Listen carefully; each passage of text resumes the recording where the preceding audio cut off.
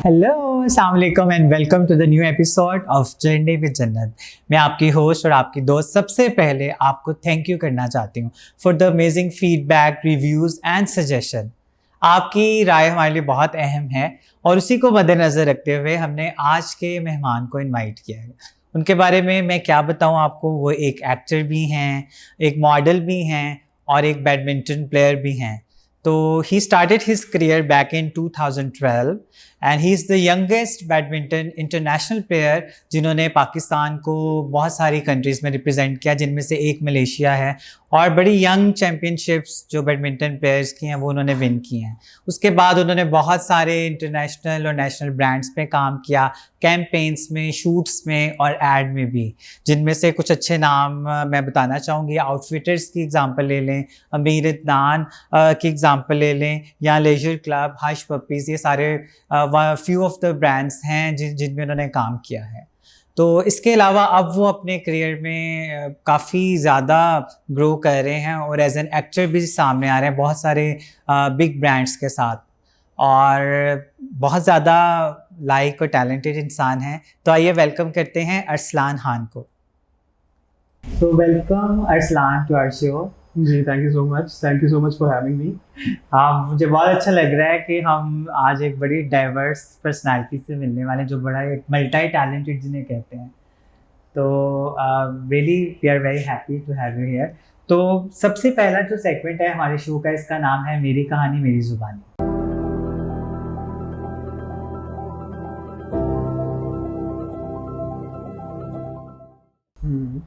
तो हम, यानी कहानी तो आपकी होगी और आपकी जुबानी सुनेंगे, तो लेकिन क्वेश्चंस हमारे होंगे। तो are you ready for it? Of course.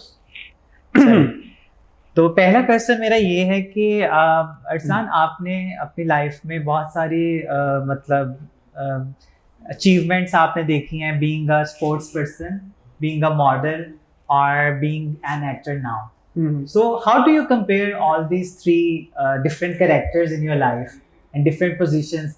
तो आपको क्या लगता है, अगर आप कंपेयर करें तो तीनों में क्या क्या डिफरेंसेस थे? डिफरेंसेस तो नहीं, मैं आपको सिमिलैरिटी ज़रूर बताऊंगा, क्योंकि मैंने अपनी ज़िंदगी में हमेशा मैं बहुत रिबेलियस रहा। मतलब ये नहीं करना, मैंने ये करना है, मेरा ये करने का ये नहीं। तो मैं हमेशा डिफरेंट टाइप की चीज़ों को जाऊँ, क्योंकि हमारे कुछ स्टीरियोटाइप्स बने होते हैं। माँ बाप कहते हैं कि जी उठो, इंजीनियर बनो, डॉक्टर बनो, वही ज़िंदगी गुजारो। तो मेरी ऑब्वियसली सबके पेरेंट्स इस तरह के ही होते हैं। मेरे पेरेंट्स भी इसी तरह के थे। उन्होंने मुझे बोला था कि तुमने वही करना है। मैंने कहा नहीं, मैंने स्पोर्ट्स में जाना। अच्छा। पढ़ाई में कोई बहुत खास था नहीं, तो मैंने कहा स्पोर्ट्स में जाऊँगा, अच्छा नाम बनाऊँगा। अच्छा नाम बनाया, फिर एक टाइम क्या बोर हो गया। मैंने कहा लेट्स जस्ट लीव इट। और एक बहुत ही डिफरेंट इंडस्ट्री है जो मॉडलिंग और एक्टिंग है, जिससे आप जानती हैं कि हमारे कल्चर को जिस तरह का है कि लोग पसंद नहीं करते। वहाँ पे गया और वहाँ पे तो मुझे बहुत बैकलैश देखने को मिला, बिकॉज मेरे घर वाले जो थे वो कह रहे थे कि ये क्या तुम, क्योंकि डॉक्टर से एकदम आप स्पोर्ट्स में चले गए। हाँ। तो फिर आपने वहाँ से कहा कि अब मैं नहीं, डॉक्टर नहीं, एमबीए किया था मैंने। एमबीए किया था? अच्छा, ठीक है। तो नहीं, लेकिन घर वाले क्या चाहते थे, क्या बने? घर वाले चाहते थे मैं इंजीनियर। शुरू से ही, मतलब मैं पैदा हुआ था तो वो एक लग गया था जी मेरा बेटा इंजीनियर बनेगा। हाँ। और मैंने पढ़ा है, मतलब ओ लेवल्स तक मैंने साइंसेस पढ़ी हैं। फिर मैंने कहा ये नहीं मुझसे हो सकता। तो वो हाँ, मुश्किलात काफ़ी रही हैं, लेकिन मेरे बारे में एक चीज़ अच्छी है कि मैं काफ़ी कंसिस्टेंट हूँ, परसिस्टेंट हूँ। नीचे जाता हूँ, फेल होता हूँ, गिरता हूँ, लेकिन उठता हूँ दोबारा कि नहीं यार ये चीज़ मैंने करनी है। और एज फार एज आप कह रहे हैं कि डिफरेंस क्या है इंडस्ट्रीज में, दोनों में डिफरेंस तो बहुत है। जाहिर है वो एक स्पोर्ट्स है, लेकिन आपको दोनों तरफ से अच्छा फेम मिलता है। पाकिस्तान में ये है कि स्पोर्ट्स को सिवाय क्रिकेट के इतनी ज़्यादा अहमियत नहीं दी जाती है। आपका पैसा नहीं है, करियर बनाना बहुत मुश्किल है, लेकिन मॉडलिंग और एक्टिंग वर्ल्ड में देयर इज गुड मनी। हाँ, मेरे माइंड में एक क्वेश्चन आ रहा है, मैं ऑडियंस को भी ये बताना चाहूँगी कि बहुत सारे लोग पहले बताते हैं अक्सर ना कि यार तुम्हें तो मॉडल होना चाहिए। किसने कभी आपको ऐसे कहा और उसके बाद आपने डिसाइड किया? या आपके लुक्स देख के ऐसा कह सकती हैं आप कि मैं जब when I was 17 and all, मेरी पिक्चर्स बहुत अच्छी आती थी। पिक्चर्स फोटोजेनिक मुझे बहुत शौक था। शौक भी था? शौक था, हाँ। अच्छा। तो मैंने कहा यार मैं जाके ना एक शूट करवा के आता हूँ। तो हमारे कुछ जानने वाले थे, it was also an RJ, और वो पिक्चर्स वगैरह, शूट्स वगैरह करते होते थे छोटे मोटे। मैं उनके पास गया हूँ, तब मेरा मुंह था round, I was a bit chubby, थोड़ा सा कह सकती हैं। तो मैं गया हूँ वहाँ पे जाके, उन्होंने कहा तुम आना 4 साल के बाद। मैंने कहा Forecasting. ये फोन की पिक्चर्स तक ठीक है, लेकिन अभी मॉडल बनने वाला कोई हिसाब नहीं है। मैं दिखाऊंगा आपको पिक्चर्स, देखिएगा। ये भी बता दिया था फेस की वजह से। हाँ, तो उन्होंने कहा था कि अभी मॉडल वाला आपको कोई सीन नहीं है, बिकॉज आपके फेस में मैच्योरिटी नहीं है, जॉ लाइन वगैरह। तो मैंने कहा ठीक है, 3-4 साल बाद, उसके बाद मैंने काफ़ी मेहनत की, अपने आप को ग्रूम किया, अपनी बॉडी पे काम किया। आपका लोग सिर्फ अपनी फिजिकल अपीयरेंस पे काम करते हैं, आई थिंक आपका बोलना शोलना, आपकी ये चीज़ें, आपकी पर्सनालिटी बहुत मैटर करती है ओवरऑल, बिकॉज आप अपने आप को प्रेजेंट कर रहे हो। एग्जैक्टली। तो वो किया। फिर 4 साल बाद जब मैं गया, उसके बाद भी मुझे 2-3 साल की स्ट्रगल लगी है to become an established model जो मैं ये पूछना चाहती हूँ कि नाज़िन, आपको पता होगा कि आपके सामने तो मॉडल्स हमेशा बहुत फैंसी और बड़ी ब्राइट साइड और ग्लैमर नज़र आता है, लेकिन मैं ये जानना चाहती हूँ कि मॉडल्स की लाइफ में अक्सर हम मूवीज़ देखते हैं which are very close to reality, जिसमें एक डार्कर साइड भी दिखाते हैं कि बहुत ज़्यादा सेक्रीफाइस होता है, फैमिली को नाराज़ करना होता है और अंदर एक अलहदा पॉलिटिक्स भी चल रही होती है। तो आप थोड़ा सा अपनी लाइफ में बीइंग अ मॉडल, आप डार्कर और ब्राइटर साइड्स दोनों हमें बताएं अपनी लाइफ की कहानी में। देखिए, फर्स्ट ऑफ ऑल तो जब मैंने मॉडलिंग स्टार्ट की तो मुझे पता नहीं था कहाँ जाना है, किसके पास जाना है, क्या करना है। साथ साथ मैं अपनी पढ़ाई भी कर रहा था, साथ साथ बैडमिंटन भी खेल रहा था। तो मैं जब भी कोई शूट करने जाता था, वो कहते थे पैसे तो नहीं, फ्री काम कर लो, और फिर हम आपको ये करेंगे वो करेंगे, और लोग लारे लगाते। फिर इसी वजह से जब आपकी अर्निंग नहीं हो रही होती, जब आप पे काम करते हो और किसी को मेहनत कर रहे होते हो और आपको उससे पैसा नहीं आता, तो आपकी फैमिली वाले भी बोलते हैं कि बेटा ये तुम why you wasting your time, मतलब अपना काम करो, कुछ एमबीए किया है तो किस साइड पे जा रहे हो। वहाँ से बैकलैश बहुत ज़्यादा आता है, मैंने आपको जिस तरह बताया। और मुझे 2-3 साल लगे। मुझे मेरे ख्याल से पहला जो चेक मिला था वो 3 साल बाद मिला था, वो भी 10,000 का, जो मैंने एक ब्रांड किया था, और वो भी 3 साल बाद। क्योंकि मैं किसी कोऑर्डिनेटर के साथ काम कर रहा था और मेरी जितने भी पैसे होते थे वो उसको हड़प कर लेते थे। तो आई थिंक जो एक न्यू कमर होता है उसके लिए ये बहुत मसले होते हैं, उसको पता नहीं होता कि, और वो फिर डर जाता है, वो कहता है कि यार ऊपर जाने के लिए ठीक है, कोई बात नहीं, मैं पैसे भी दे दूंगा, मैं ये भी कर दूंगा, और लोग बहुत एक्सप्लॉइट करते हैं चीज़ों को। तो हाँ, अपेरेंटली आप सही कह रहे हैं कि हमारी इंडस्ट्री सामने से बहुत अच्छी लगती है, मॉडल्स फुल वो बन के फिर रहे होते हैं, ग्लैमरस कपड़े पहने होते हैं, फैन फॉलोइंग होती है, लेकिन उसके पीछे जो काम हुआ होता है ना, वो बहुत ज्यादा है, बहुत स्ट्रगल है। और फैमिली को भी तो कितना नाराज करके जाते हैं ना, थोड़ी देर बाद मान जाते हैं, थोड़ी देर बाद नहीं, कभी कभी काफी टाइम लगता है, लेकिन वो मान भी जाते हैं। तो मतलब देखें कॉम्प्रोमाइजेस कितने हैं। मैंने भी मास्टर्स किया है, by the way I am MBA gold medallist. तो मतलब हाँ, आपके क्या मेजर्स थे? मेरे मेजर्स थे मार्केटिंग और माइनर थे फाइनेंस। अच्छा, तो जीपीए मैं नहीं बताऊंगा। मैंने गोल्ड मेडलिस्ट कह दिया था, उन्होंने सीजीपीए छुपा लिया। हाँ, सीजीपीए बताऊंगा। अच्छा, और आपकी बात से मुझे एक स्टोरी भी याद आ रही है, why boys fail in college. मतलब उनके पेरेंट्स उन्हें अपने मुताबिक सब्जेक्ट्स पढ़ाना चाहते हैं जिंदगी में, तो वो उनके मुताबिक पढ़ते रहते हैं फिर अपनी। लेकिन you are very lucky Arsalan कि आपने जो करना चाहते थे ना, सारी चीजें कर ली। बहुत सारे लोगों से बात हो रही थी तो वो कह रहे थे, कुछ लोग कह रहे थे कि अरसलान मल्टीटास्कर है, कुछ लोग कह रहे थे कि कंसिस्टेंट नहीं है एक पोजीशन से दूसरी पोजीशन पर। लेकिन आपको क्या लगता है, क्या आप मल्टीटास्कर हैं या कंसिस्टेंट नहीं है, बोर हो जाते हैं प्रोफेशन से? देखिए, मुझे लगता है कि मुझे अपनी जिंदगी में जो कुछ करना है ना, मैंने वो करना है at the end of the day. मुझे अगर क्योंकि मुझे लगता है कि मैं जब 50-60 साल का हो जाऊंगा और मुझे होगा कि यार मतलब अपनी ज़िंदगी में मैंने ये करना चाहा और मैंने नहीं किया, और अभी एनर्जी भी है, टाइम भी है। मुझे लगता है कि रिग्रेट जो है ना, वो ज़्यादा बुरी चीज़ है एज कम्पेयर टू फेलियर।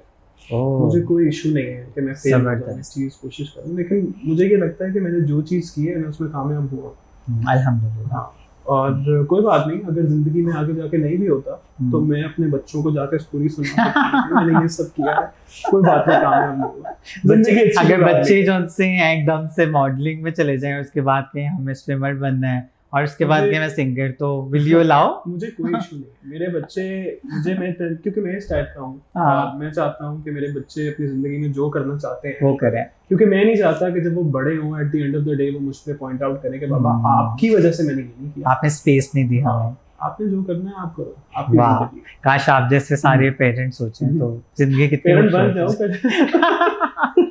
नाज़रीन, यहाँ तो फ्यूचर फॉर कास्टिंग हो रही है, तो अभी आप रिसेंटली तो ड्रामा से भी काम कर रहे हैं, और क्या मतलब जिंदगी में क्या मजे के प्रोजेक्ट्स आगे आपकी लाइफ में आ रहे हैं, थोड़ा सही बताएं ऑडियंस को। अभी हम एक प्रोजेक्ट कर रहे हैं, मैं उसका नाम नहीं बताऊंगा। हम लोग उसका शूट कर रहे हैं फिलहाल मरी में। पिछले 2 महीने से मैं मरी में था, और वो एक बहुत ही डिफरेंट किस्म का कॉन्सेप्ट है इन टर्म्स के। आपने वो स्टावन के कुछ ड्रामास देखे हैं जिसमें कॉलेज लाइफ के वो चलते होते थे, मिले जब हम तुम। हाँ, एग्जैक्टली वो इस टाइप का कॉन्सेप्ट है। तो मतलब यूथ को लेके और नए जितने भी टैलेंट है उन लोगों को उन्होंने देखे, तो एक बहुत ही अच्छा किस्म का डिफरेंट किस्म का ड्रामा बना रहे हैं, जो कि एक अलग चैनल पे आएगा।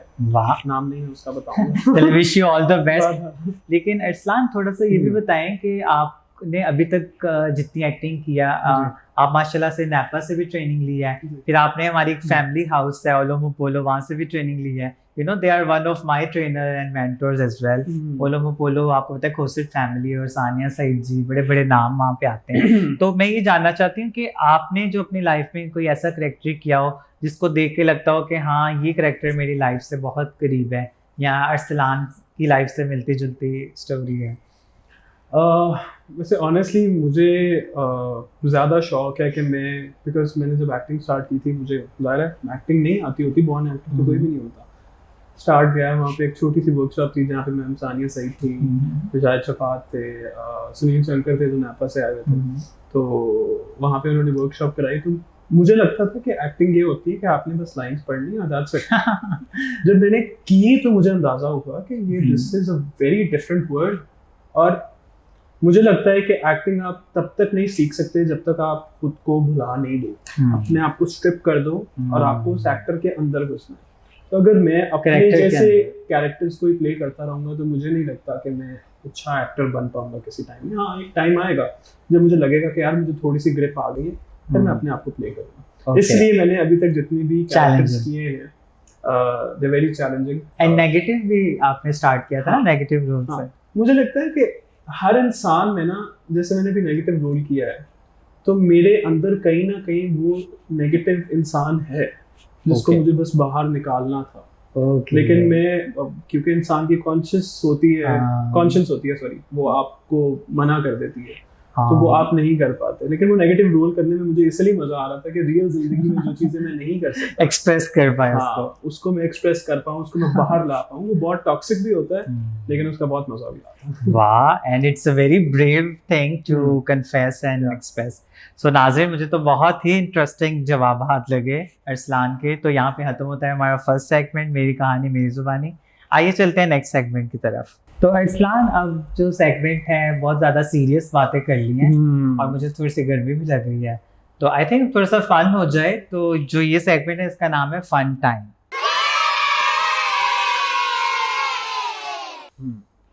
अब फन टाइम में क्या होने वाला है कि आपके सामने ये एक बॉक्स पड़ा है, इसको फन बॉक्स कहते हैं। इसमें से आपने कार्ड पिक करना है और आप बताएंगे कि आपकी ये फन सेगमेंट में कौन सी एक्टिविटी निकली है, फिर उसके लिहाज से हम वो एक्टिविटी परफॉर्म करेंगे। ठीक, तो आप इसमें से एक पिक कीजिए। अच्छा जी, एक्टिविटी का नाम है सुपरस्टार। ठीक है, सुपरस्टार। हाँ, अरसलान अब एक एक्टर भी हैं, तो इनकी एक्टिविटी भी एक्टिंग के लिहाज से निकली है। तो आप एक सुपरस्टार है और आपको अब चैलेंजिंग टास्क मिलने वाला है, तो नाज़रीन आप बहुत एंजॉय करने वाले हैं। तो अरसलान, आपके पास जो फन एक्टिविटी निकली है उसमें 5 ऑप्शंस हैं। तो आपने 1 से लेके 5 तक कोई नंबर बताना है और फिर मैं आपको बताऊंगी कि आपने वो एक्ट करना होगा 1 मिनट के लिए। ठीक है, ऑडियंस के सामने। ठीक है, ठीक है। नंबर 3।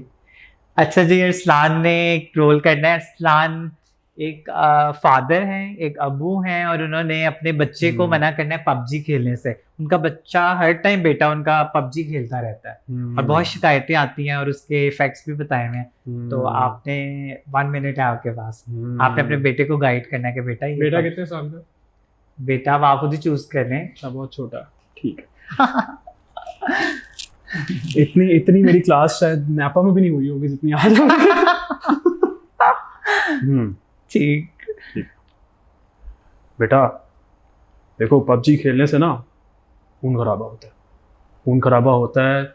आप जितने बच्चे यहाँ पे मारते हो ना लोग, बाहर भी उतने लोग ही मरते हैं, ठीक है? अगर आप एक बंदा यहाँ पे मारोगे, लोग वो उधर 2 लोगों को वहाँ पे मार देंगे, बहुत मसला हो जाएगा, बहुत मसला हो जाएगा।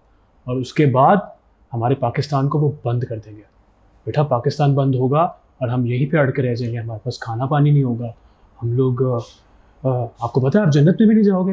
ये जो आप यहाँ पे लोग मारते हो ना, ये आप असल में लोग मार रहे हो बाहर, बहुत बुरी बात है। तुम्हारी मामा भी नाराज़ होंगी, मुझे मारती हैं दिन रात के मेरा बेटा को तुमने आतंकवादी बना दिया। अब नहीं करना ऐसे, ठीक है? और हाँ, चॉकलेट ला के दूंगा तुम्हें मैं। शाबाश, अच्छी गेमें खेला करो जिसमें ज़्यादा टाइम नहीं लगता। जबरदस्त, वाह अरसलान एकदम करेक्टर में आ गए, बाकी सुपरस्टार। Very nice. चलिए अब 3 को निकाल देते हैं, 1 2 4 और 5 उसमें से। प्लीज मेरी एक्टिंग को जज मत कीजिएगा इसको देख के, मैं इतना बुरा एक्टर नहीं। नंबर 1। हाँ अरसलान, आप एक सॉफ्टवेयर यूज कर रहे हैं जो कि कैम चैट है, जिसमें आप स्विच कर सकते हैं यूजर को नेक्स्ट, और हर दफा एक नया यूजर आता है। एक लड़की भी हो सकती है, एक लड़का भी, एक ट्रांस भी। तो आप एकदम किसी भी कंट्री से भी हो सकती है।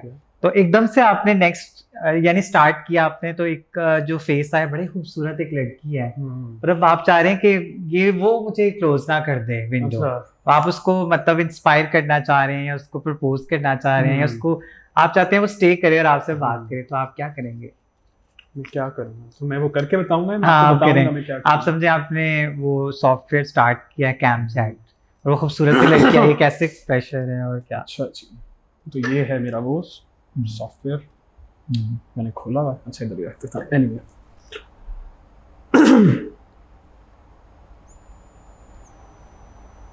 यार बेचारी है। मैं 28 साल का एक लड़का हूँ जिसका बाप बहुत बड़ा बिजनेसमैन है, और मेरी महीने की जो पॉकेट मनी है वो है कितनी लिखूँ 50 लाख।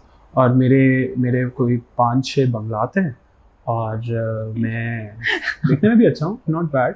तो अगर आप मेरे पास आएंगी और मुझसे बात करेंगी तो आपको बहुत मज़ा आएगा। मैं आपको अपने इस बंगले में लेकर जाऊँगा, उसमें लेकर जाऊँगा, मैं आपको अपने प्राइवेट जेट में पूरी दुनिया घुमाऊँगा, world tour, gifts, iPhones, whatever you want. So please मुझसे बात करें और लुत्फ उठाएं मेरे पैसों का। आजकल मटेरियलिस्टिक दुनिया को नजर में रखते हुए आपने ये मैंने बिल्कुल ये चीज को तो मैं बिल्कुल कैच करूंगा। अगर मैं चाहता हूँ कि वो मुझसे थोड़ी देर बात करे। इंटरेस्टिंग। पता नहीं इसके बाद मुझे आपको एक्टिंग में कोई काम मिलेगा कि नहीं, बट ओके। अच्छा, चले अब फर्स्ट भी हो गया और थर्ड भी हो गया, अब बचे हैं सेकंड, फोर्थ और फिफ्थ। ठीक है, सेकंड। अच्छा, आपको एक दिन की जॉब मिली है और उसकी बेसिस पे आपकी प्रमोशन भी होनी है, और वो एक डिफरेंट प्रोडक्ट है। अब तो बहुत सारे एड्स भी आते हैं, आपको पता है। तो वो कॉन्ट्रासेप्टिव है, यानी कॉन्डम। आपने कॉन्डम सेल करना है, और एक मिनट है आपके पास, और बहुत सारी दुनिया देखते हैं। आपको पता है टेली प्रोडक्ट्स कितनी जाती हैं, और एकदम से कैमरा आता है और ऑर्डर आते हैं, नीचे स्क्रीन पे नंबर्स। तो आर यू रेडी? ये आप एक्टिंग की नहीं, मार्केटिंग की क्लास ले रही है। क्योंकि हमें मार्केटिंग भी करी है और आप एक्टर भी हैं। बता रहा हूँ, सीजीपीए नहीं बताना। तो चल ठीक है, लेट्स ट्राई। ये एंड में करें ऐसे? ये एंड में करें, ओके। चले ठीक है, इतने फ्लेक्सिबल तो हम हैं। चले फोर्थ या फिफ्थ में से फिफ्थ। अच्छा, आप एक ठरकी फोटोग्राफर हैं, फॉरवर्ड और आपके सामने कोई खूबसूरत मेल या फीमेल मॉडल आ जाती है, और आपने वो फोटोशूट करते करते वो आपने अपनी वो चीज भी शो करनी है। तो अब आप शूट कर रहे हैं, तो कैसे करेंगे? सॉरी, ये थोड़े से अच्छा मैं शूट कर रहा हूँ। ये जरा शर्ट इधर से थोड़ी सी ऊपर कर लीजिए। अब ऐसे प्यारी नहीं लगती। देखिए मेरी बात सुने, जितने कम कपड़े होंगे ना उतने आपको काम मिलेगा, उतने ब्रांड्स मिलेंगे। तो आप जो इसको थोड़ा सा बिल्कुल इधर ही कर लीजिए, वो जितनी स्किन नजर आती है ना उतना उतना ज्यादा काम मिलता है। तो आप मैं अरे मैं ठीक करता हूँ ना, आप इधर तो हैं। हाँ मेरी बात सुनो, तुम ना मेरे पास हर हफ्ते आया करो, मैं तुम्हें बहुत ज़्यादा शूट करूँगा, तुम्हारे बोल्ड किस्म के शूट करूँगा। बोल्ड शूट जो होते हैं ना वो आपकी पर्सनैलिटी दिखाते हैं, वो दिखाते हैं कि आप कितने वाइल्ड हो, कितने बोल्ड हो। और आजकल हर प्रोड्यूसर, हर डायरेक्टर, हर फोटोग्राफर को सिर्फ बोल्ड शूट्स पसंद आता। तुम देखते रहे वो इमरान हाशमी की मूवीज, वो हॉलीवुड मूवीज, वो बोल्ड काम करते हैं, वो इसलिए पाकिस्तान से बहुत आगे। तो यस जबरदस्त। बाकी इस तरह काफी चैलेंजेस होते होंगे। ओहो, वो बेसिकली आपको मोटिवेशन देते हैं ना। हाँ, मैंने तो किसी को कहते हुए भी सुना है, मैं नाम नहीं बताऊं, कि दिखेगा तो बिकेगा ना यार। हाँ। भी ओपन एक्सप्रेशन तो अपने म्यूजिक भी लगा देते हैं। ऐसा नहीं है। हाँ, ऐसा नहीं है, इतना ज्यादा नहीं होता, लेकिन चैलेंजेस हैं, काफी चैलेंजेस हैं। अच्छा, अब बचा है फोर्थ, क्योंकि आपने ये बताना है फोर्थ ऑप्शन, क्योंकि आपने कहीं क्लास में करेंगे तो डेफिनेटली फोर्थ में आपसे पूछने लगे। आपको अवार्ड मिल रहा है बेस्ट एक्टर का, ऑस्कर अवार्ड मिल रहा है आपको, और आपने स्पीच देनी है। तो आप कैसे, मतलब जो एक स्पीच देते हैं, विनिंग एक्सेप्टेंस स्पीच। हाँ अच्छा जी, अवार्ड मिल गया, अवार्ड दे मुझे कोई। समझे, ये आपका अवार्ड है।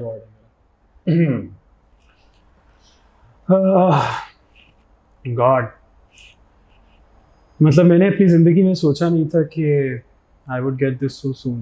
यू नो, मैं अपने सोफ़ों पे बैठ के घर में कॉन्टम्पलेट करता रहता था कि मैं अपनी स्पीच क्या दूंगा, और आज मैं ये जीत गया हूँ। और मेरे ख्याल से इस जीत का सबसे बड़ा हकदार वो इंसान है जिसने सारी ज़िंदगी, मेरे बचपन से लेकर अब तक, मेरी एक एक चीज़ में मुझे सपोर्ट किया है। और आई थिंक हर इंसान की ज़िंदगी में वो इंसान बहुत इम्पोर्टेंट होता है, लेकिन मेरी ज़िंदगी में शी इज़ समवन जिससे मैं, जिसके लिए कुछ भी कर लूँ तो मैं शुक्रिया अदा नहीं कर सकता, और वो मेरी माँ है। Mom, this ones for you. Wow, very emotional speech. I loved it. जबरदस्त। और बाकी इस तरह की मतलब सुन के इतने इमोशनल हो जाते हैं, तो बाकी ये फीलिंग्स सब आती होंगी। जबरदस्त। अब बचा है लास्ट ऑप्शन, सबसे चैलेंजिंग। चले, क्या पता आपको साइड में काम भी मिल जाए इसके बाद। ओ नहीं, आप कितनी, अब population is a big issue, you know, सबसे ज्यादा सोशल इशू। हाँ, बच्चों को पढ़ा नहीं सकते, लिखा नहीं सकते, मशीन की तरह पैदा करते हैं। बिल्कुल। चले, क्या था वो? भूल गया। इशू के बारे में बात होगी, आपको पता ही नहीं। अच्छा, इट्स आपने कॉन्डम या कॉन्ट्रासेप्टिव, ठीक है, उसको मुझे बेचना। हाँ अच्छा, ठीक, या पिल्स का कह लें, जिसमें आप कंफर्टेबल है।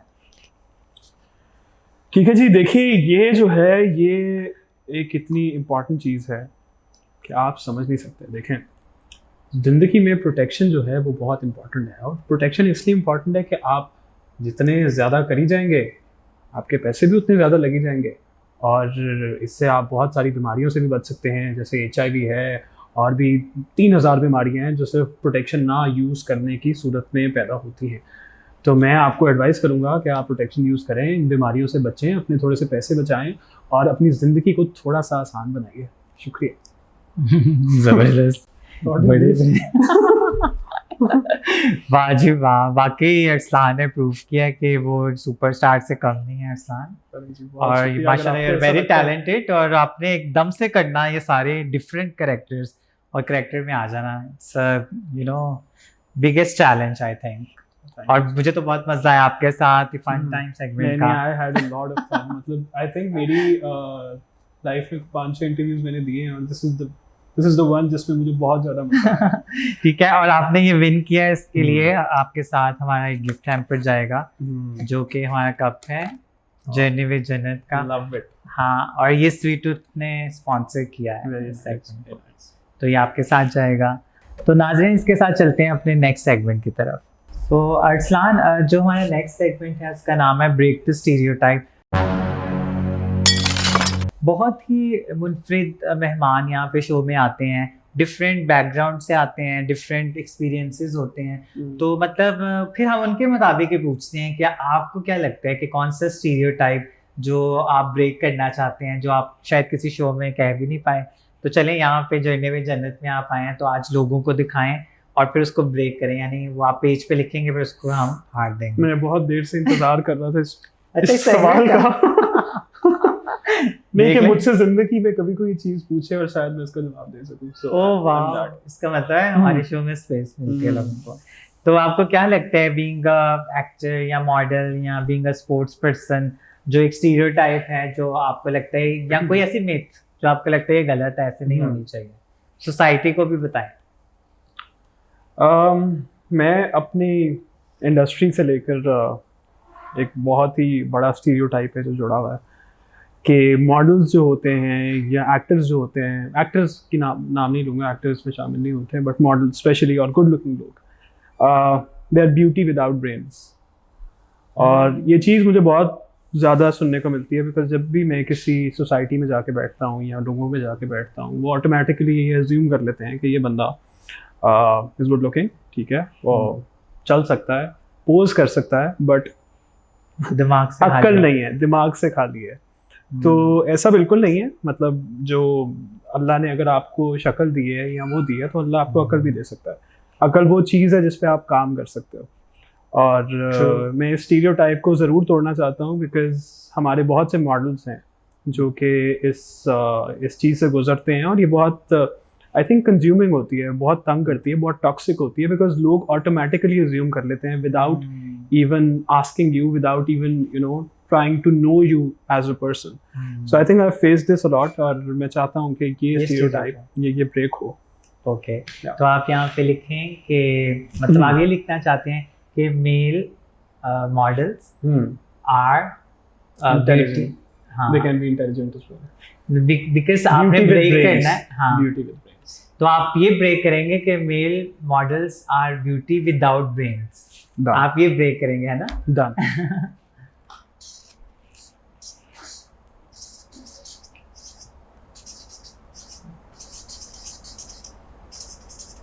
क्योंकि ये चीज़ गलत है ना, जो कहते हैं कि उनके ब्यूटीफुल हैं, मतलब गुड लुकिंग है, लेकिन ब्रेन्स नहीं है। बिल्कुल, विदाउट ब्रेन्स ऐसा बिल्कुल नहीं है। ऐसा तो आप ये कैमरा पे दिखाएंगे और फिर तो हम ब्रेक करते हैं स्टीरियोटाइप को। नाज़रीन, ये देखिए आप, कितना इम्पोर्टेंट मैसेज। सो इसको देखिए और ये आइंदा किसी के साथ मत कीजिएगा। एक और thank you so much Arsalan for such a strong message. तो आपने एक स्टीरियोटाइप ब्रेक कर दिया और इसके साथ हमारा सेगमेंट भी खत्म हो गया। तो आइए चलते हैं अब अपने नेक्स्ट सेगमेंट की तरफ। तो अरसलान, अब टाइम हुआ जाता है चास्की टाइम सेगमेंट का। इस चास्की मतलब चाय, हम चाय पियेंगे। आपको क्या लगता है, चाय पीने के साथ साथ गॉसिप्स करने का मजा आता है? यार मैं तो आपको ऑनेस्टली कहूंगा, अगर आप मेरी वेन्स काट के कुछ निकालेंगे ना तो सिर्फ चाय निकलेगी। तो मेरी जिंदगी चाय से शुरू होती है और चाय पे खत्म होती है। Oh, yeah any day. You are a tea lover. I am a tea obsessor, I would say. That's cool. तो जो चास्की टाइम है, तो इसमें हम बड़े ओपनली गॉसिप्स भी करते हैं। तो आपने ये नहीं सोचना कि भाई, अब आपने बताया कि आप बड़े ओपन होके बात करते हैं, तो अब आपको पता चलेगा इस सेगमेंट में कि जो आपने डालने लगी आपसे। चास्की टाइम में हम बड़े खुल के जो सोसाइटी में क्या चल रहा है आजकल, क्या हॉट इन द एयर, ये सारे गॉसिप्स करने वाले हैं। तो आर यू रेडी? अच्छा, पहले मुझे ये बताएं कि क्या मॉडल्स के साथ क्या हो रहा है? इतनी शिकायतें सुनने को आती हैं, न्यूज़ पर आता है, इतनी हाइलाइट्स आती हैं कि कास्टिंग काउच की वजह से बड़ी प्रॉब्लम हो रही है कि जितने भी मॉडल्स बन रहे हैं कास्टिंग काउच के थ्रू जाना चाहिए, या तो वो बहुत फेवरेट हो किसी फोटोग्राफर या डिजाइनर के रेफरेंस से आए हों, या फिर ये फेवरेटिज्म के अलावा नेपोटिज्म का कॉन्सेप्ट जिसकी वजह से बहुत सारे मॉडल्स की मेंटल हेल्थ भी डिस्टर्ब हो जाती है। तो आप इन सबको लेके कैसे देखते हैं? क्या आपको लगता है, क्योंकि आप एक इस फील्ड में भी रह चुके हैं? देखिए, कास्टिंग काउच पूरी दुनिया को पता है, हर मतलब not even just in modelling and acting, I think ये चीज़ हर जगह है, हर इंडस्ट्री में। लेकिन मैं ये समझता हूँ कि ज़िंदगी में किसी भी चीज़ को अचीव करने के लिए आपके पास दो रास्ते होते हैं। एक शॉर्टकट होती है, एक लॉन्ग कट होती है, ठीक है। मुझे लगता है कि ये शॉर्टकट जो है ये बहुत टेम्पररी है, ठीक है। अगर आप टैलेंटेड नहीं हो ना तो आप कहीं नहीं पहुंचोगे, सर्वाइव नहीं कर सकते, आप सर्वाइव नहीं कर सकते। एक टाइम आएगा, आप जो भी जाके जो गंद मारोगे मिल जाएगा। हाँ, गंद मारोगे फॉर सम टाइम, आपको लगेगा कि अच्छा ठीक है, लेकिन फिर आप गिरोगे नीचे। फिर एक आता है लंबा रास्ता, जिसमें जो कि एक रोलर कोस्टर राइड होती है हर इंसान के लिए। ऊपर आते नीचे आते हैं, इंसान फेल होता है। लेकिन अगर आपके पास टैलेंट है, अगर आपने काम किया है, मेहनत करते हो, अपनी ज़िंदगी से कुछ करना चाहते हो, तो मेरे ख्याल से आप डेफिनेटली कहीं ना कहीं ज़रूर पहुंचोगे अपनी ज़िंदगी में। और आपको at the end of the day जाके ना वो नहीं होगा कि यार मतलब मैं अपने बल के ऊपर आया हूँ, अपने मेरिट। कोई इंसान कल को उठ के मुझे ये बात नहीं कर सकता कि बेटा मैंने तुम्हें इंट्रोड्यूस करवाना भी बुरा नहीं है, लेकिन ये होता है ना कि फिर मतलब आप जिस तरह आपने कहा कि उसको सस्टेन भी तो करना अपने टैलेंट को, अपने करियर को, अपनी वो एबिलिटीज को। और फिर वहाँ दूसरी साइड पे अगर मैं देखूं तो लोग बहुत ज़्यादा अपनी पावर को यूज़ करके मैनिपुलेट करते हैं। ये तो बात वैसे सच्ची है, ये बहुत बुरी बात है। और हमारे जितने भी लोग हैं जो ज़्यादा पावर में हैं, वो यूज में एक ही चेहरा नजर आता है पावर से, मतलब मुझे जहां तक एक ही चेहरा सारे ब्रांड्स में नजर आएगा। लेकिन bye the way I am really like shocked after मैंने कुछ अवार्ड्स में जिस तरह के फैशंस देखे, और अभी कुछ मॉडल्स, पहले मॉडल्स के बारे में एक जिस तरह माशाल्लाह आपने you are built well built, आपने फिजिक अपनी उस पर भी काम किया है। आजकल के जो मॉडल्स हैं उनको देख के मुझे समझ नहीं आती कि वाकई मॉडल्स हैं, और इतनी इतनी कैंपेन्स बड़ी बड़ी ब्रांड्स पे काम कर रहे हैं, और कोई खास लुक्स भी नहीं है, और बिल्कुल देख के लगता है कि चलो फीमेल तो 0 साइज कहा जाता था, कि मेल में क्यों इस तरह से एकदम से शिफ्ट आया? जो देखिए वो बात यही है ना, जैसे आपने कास्टिंग काउच की बात की है कि लोगों को शॉर्टकट्स नजर आते हैं। अब जैसे इनिशियली जब मैंने मॉडलिंग स्टार्ट की थी, मुझे 3 साल की स्ट्रगल देखने को मिली। अब उस स्ट्रगल में मैंने अपनी बॉडी पे काम किया। मेरा चेहरा ऐसा नहीं था जैसे आपको नजर आ रहा है। अपने चेहरे पे काम किया, अपने बोलने के तरीके को काम किया, टोटल ग्रोम किया। मैं जब लास्ट टाइम जब मैं मॉडलिंग करता था, तो मैंने स्टार्ट की थी, मैं इंटरव्यू में आके बैठा था, मैं ब्लैंक हो गया था, मुझसे बोला नहीं जा रहा।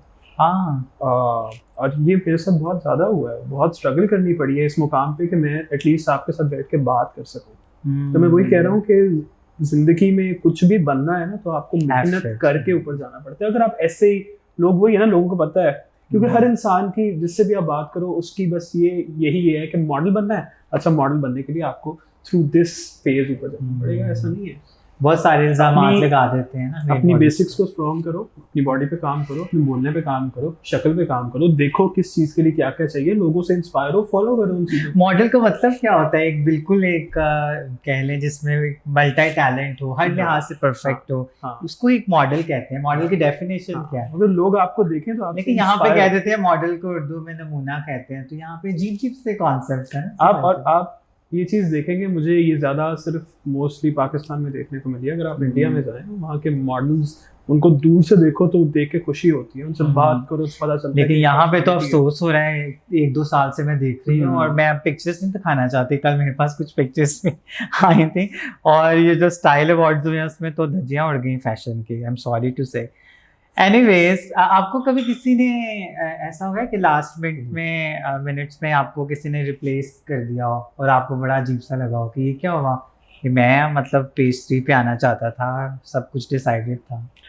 नहीं, अभी तक ऐसा है? अभी Very तक lucky. ऐसा नहीं हुआ, but I know a lot of people जिनके साथ ये सब होता है, बिकॉज मैं बता रहा हूँ बहुत रिबेलियस हूँ। अगर मेरे साथ कोई ऐसे करेगा ना तो मैं उनकी जिंदगी हराम कर दूंगा जाके। मैं उनके स्टूडियो में खड़ा हो जाऊंगा और मैं शूट नहीं होने दूंगा। सो आप मेरे साथ ये कर नहीं सकते।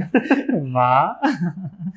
अच्छा yeah. अच्छा इस्लाम, मुझे ये बताएं कि ये कराची की डेफिनेशन फैशन की और लाहौर की, फिर इसमें डिफरेंट डिवाइड है, फैशन काउंसिल्स हैं, और मतलब वो डिस्क्रिमिनेट भी करते हुए मुझे अक्सर नजर आएंगे कि मैं भी मीडिया में हूँ, मैं अक्सर नोट करती हूँ। मतलब लाहौर से जो कराची जाते हैं कुछ ना कुछ इस तरह के गर्म अल्फाजों का ट्रांसफर होता है, तबादला होता है, और अक्सर ये क्यों एक दूसरे को डिस्क्रिमिनेट किया जाता है? ये क्या काउंसिल्स बनी हुई हैं?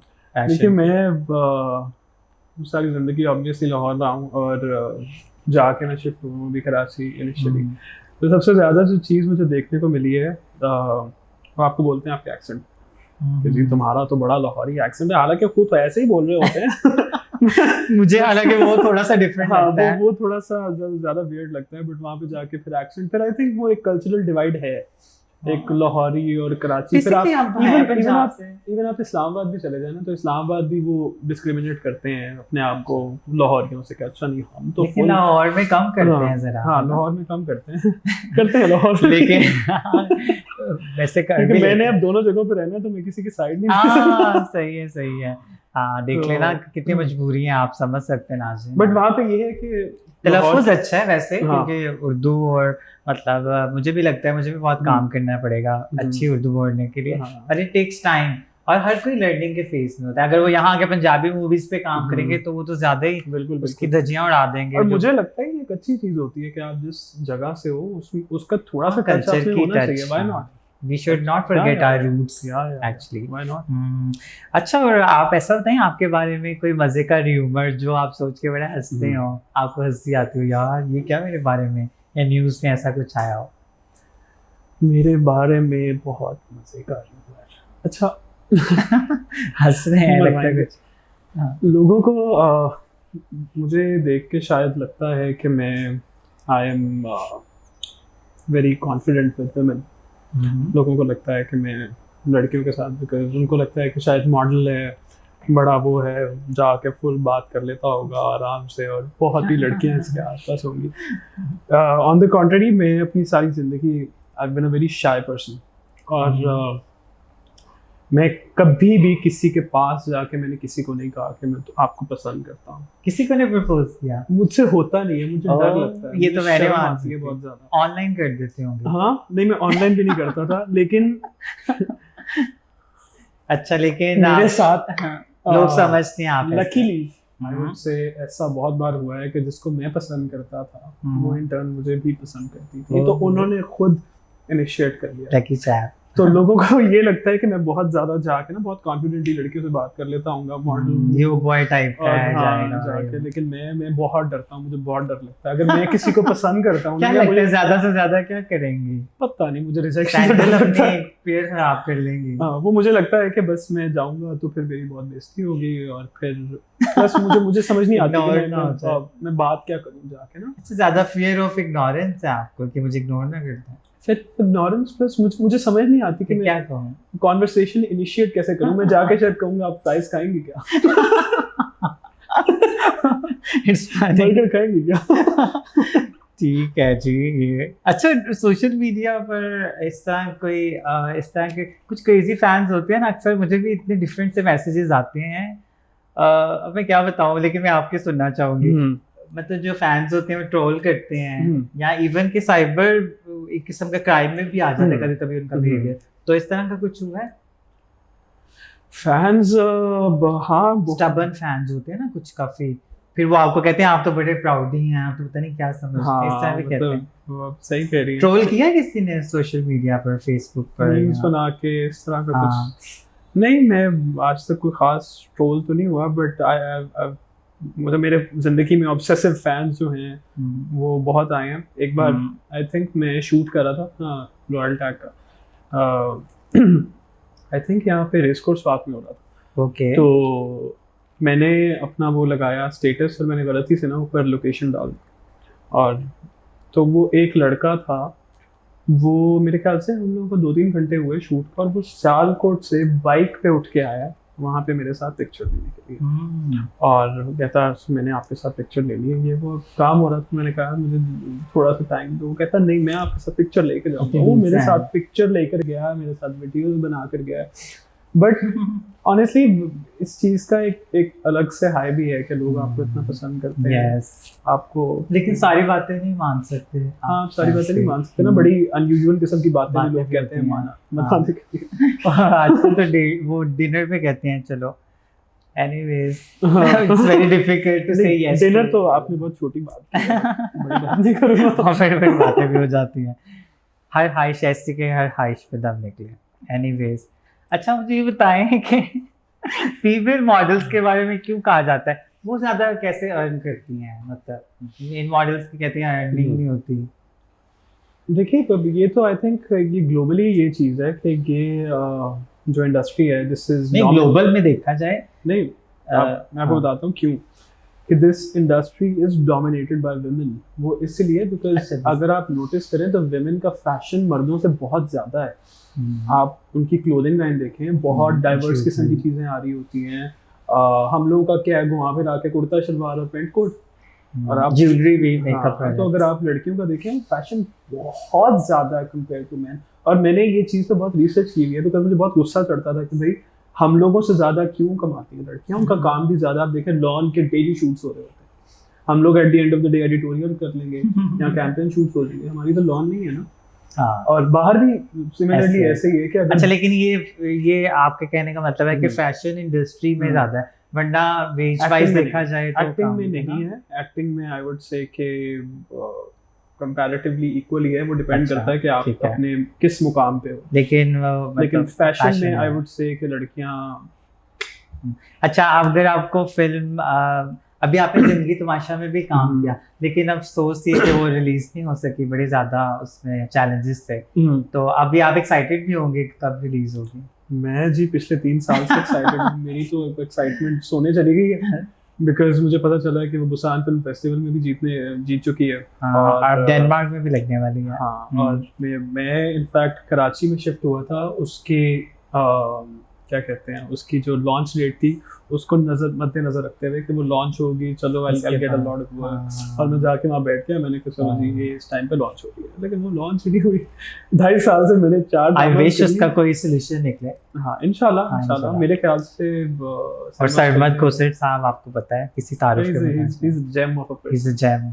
मतलब आपको अगर चांस मिले एक खुद फिल्म बनाने का और अपनी पसंद से अपनी हीरोइन चूज करने का, तो कौन सी एक्ट्रेस को सिलेक्ट करेंगे आप और क्यों? पाकिस्तान में या बाहर ग्लोबली? मैं ओवरऑल आप थ्रू आउट। ओवरऑल अच्छा सवाल है। आई थिंक मैं आलिया भट्ट को लूँगा। Oh nice. मुझे बचपन से जब से उसकी मूवीज देख रहा हूँ मुझे उस पे बहुत क्रश है। बचपन से आपने उसको आंटी बना दिया यार? नहीं, मतलब हाँ मुझसे छोटी है वो, बट हाँ मतलब आई थिंक द वे उसने बड़ी टैलेंटेड है। हाँ, बिकॉज मैं अगर पहली मूवी से लेकर अब तक देखूँ तो जितना उसने अपने आप को ग्रूम किया है, और पहली मूवी में उसकी एक्टिंग वाज वेरी मीडियोकर। और इंसान लोग बोलते होते थे कि यार बस आलिया भट्ट जैसे एक्टर, लेकिन अब जाके देखें वर्सटैलिटी और हर चीज। इसी को देख के लोग कहते हैं ना कि आप एक बॉर्न एक्टर होते हो। बॉर्न एक्टर नहीं होते, एक्टिंग इज। हाँ, लेकिन नेपोटिज्म का भी कहते हैं, लेकिन कुछ लोग वाकई अपने जो इनहेरेंट होते हैं जर्म्स एक्टिंग के लिए, वाकई होता है बिल्कुल होता है। अच्छा, आप मुझे ये बताएं, अगर पाकिस्तान में अगर ऑप्शन दी जाए, आपके पास इतना बजट नहीं है, आपने सिर्फ पाकिस्तान से लेना है, सॉरी मैंने बजट का कहा है, क्या पता उससे ज्यादा लेती हो। बजट आई थिंक सबा कमर। वैसे मैं यही सोच रही थी आप यही कहेंगे। मुझे she is very nice. I'm a huge fan. She might come in my interview in coming really? episodes. Yeah. इंशाल्लाह मुझे भी बुलाइएगा मैंने पिक्चर। ठीक है। अच्छा, अब मुझे ये बताएं, टिकटॉक वगैरह फॉलो करते हैं आप? हाँ, टिकटॉक में लड़के क्या आजकल उन्होंने शॉर्टकट बनाया, एक्टिंग नहीं करते, सिर्फ वॉक करते हैं, फेमस हो जाते हैं। ये क्या मतलब चक्कर है, ये क्या कॉन्सेप्ट है, ये क्यों हो रहा है ऐसा? हम तो देख भी नहीं पाते हैं अक्सर। देखिए आई नो टिकटॉक का कंटेंट जो है आजकल थोड़ा सा ज्यादा नहीं, ही ऐसी चीजें नहीं बैन करते जिस पे हम्म। मतलब जो बैन होनी चाहिए, हम्म। लेकिन दूसरी जो एक तमीजदार वीडियोस हैं उनको बैन कर दिया जाता है। पता नहीं कौन एक इवल पर्सनालिटी बैठी हुई है उसके पीछे। मुझे लगता है कि टिकटॉक बहुत ज़्यादा कंज्यूमिंग हो गया है लोगों के लिए, बिकॉज मैं सुबह उठूँ 5, 5:30, 6 बजे से लेकर रात के लेकर 10, 11 बजे तक टिकटॉक्स ही लोग बना रहे होते हैं। मुझे उससे कोई मसला नहीं है, as long as it is paying your bills. कुछ लोग कमा रहे हैं बहुत अच्छा, लेकिन बहुत से लोग हैं जो सिर्फ टाइम ज़ाया कर रहे हैं। और सुबह उठ के और रात को भी। मतलब आप अपने दिन का थोड़ा सा हिस्सा दो उसको, ठीक है, फेमस होते हो कोई बात नहीं, फेमस होते हो और टाइम दो, फिर उस पर काम करना शुरू कर दो। लेकिन लोग सुबह से लेकर रात तक अपनी हर चीज छोड़ के, अपनी पढ़ाई छोड़ के और फिर थोड़ा सा अगर बहुत गंदे गंदे टिकटॉक से देखिए, टिकटॉक बहुत एक अच्छा प्लेटफॉर्म है अगर आप अपना वो जो है अपना टैलेंट जो है उसको दिखाएं, टैलेंट दिखाएं ना। क्योंकि मैं खुद करता रहा हूँ, मुझे बहुत शौक था कि मैं ट्रांजिशन वीडियोस बनाता हूँ जिसमें वो कपड़े एकदम से चेंज हो जाते हैं। मेरी एडिटिंग जो है मैंने उसको बहुत सीखा हुआ है। अच्छा। फिर मैं जब देखता हूँ कि आप ऐसे करके आते हो और आपके 5 मिलियन व्यूज हो जाते हैं और ऐसे वीडियोस पे मिलियन व्यूज है जिसकी कोई समझ नहीं आ रही, और मैं बोल भी नहीं सकती, शायद मेरे शो पे कंप्लेन ना आ जाए। एनीवेज, और मतलब मुझे ये भी पूछना है, बहुत सारे अब स्टार्स भी वैसे आ रहे हैं ना, बहुत सारे जो फेमस सेलिब्रिटीज हैं वो भी टिकटॉक पे नजर आ रहे हैं। पहले लगता था शायद फेक अकाउंट हो, लेकिन अब जो बिल्कुल उसके साथ मिमिक कर रहे होते हैं, बोल रहे होते हैं, तो लगता है। तो नाज़रीन, ये था चास्की टाइम। बहुत मज़ा आया चाय पीने का और बातें करने का, गॉसिप्स करने का। Thank you Arsalan. तो इसके साथ चलते हैं नेक्स्ट सेगमेंट में, जिसका नाम है trans icon of the week.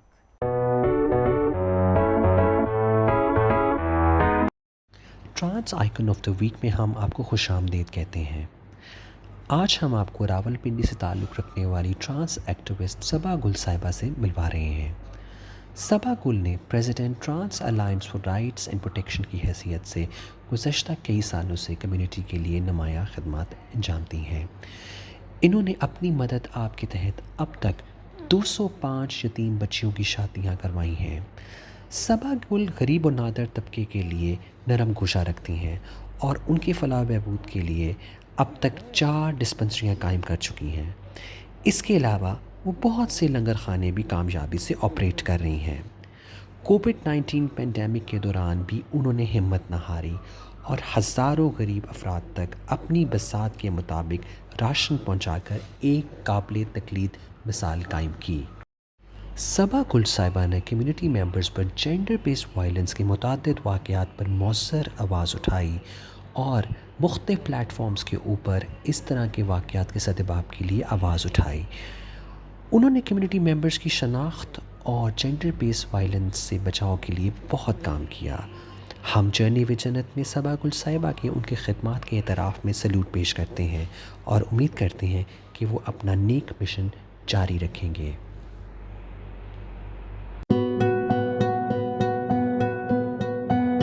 तो अरसलान, आपके साथ इंटरव्यू करते हुए वक्त का पता ही नहीं चला और आखिरी सेगमेंट भी आ गया है।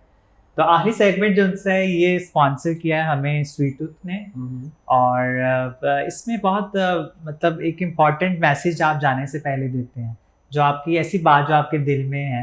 तो मैं ये जानना चाहूँगी कि आप जाने से पहले जो हमारे जितने भी इंस्पायरिंग जो अपकमिंग मॉडल्स या इस तरह के बच्चे जो एक्टिंग में आना चाहते हैं, उससे रिलेटेड या स्पोर्ट्स से रिलेटेड कोई भी आप ऐसी दिल की बात जो आपके दिल में बात हो, आप उनको मैसेज देना चाहें, क्योंकि आपने तो एक्सपीरियंस किया है ये सारा जर्नी।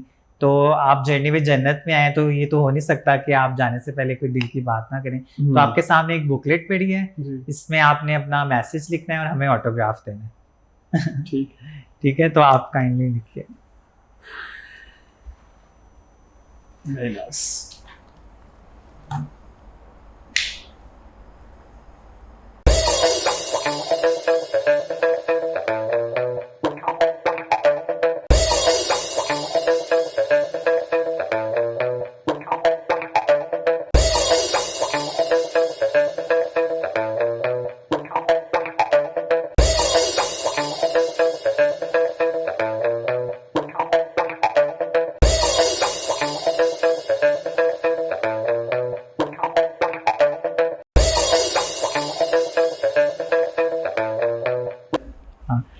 तो अरसलान, लग रहा है कोई बहुत ही आपने इंटरेस्टिंग स्ट्रॉन्ग मैसेज लिखा है, तो ऑडियंस को बताएं कि आपने क्या लिखा है। ये बात मैंने शुरू में भी की थी कि अपनी ज़िंदगी में the feeling of regret is much worse than the feeling of failure. इसका मतलब ये है कि अपनी ज़िंदगी में आप जो करना चाहे, आपका दिल करे कि आप 24 घंटे भी करेंगे तो आप थकेंगे नहीं, ठीक है। मैंने शायद अपनी ज़िंदगी में अपना करियर इसलिए चूज़ किया कि मैं सुबह 8 बजे से रात 10 बजे तक काम करता हूँ, और मैं फिर भी कहता हूँ कि मैं मज़ीद काम कर सकता हूँ, बिकॉज मेरा शौक़ है, मेरा दिल कहता है कि मैं ये कर सकता हूँ।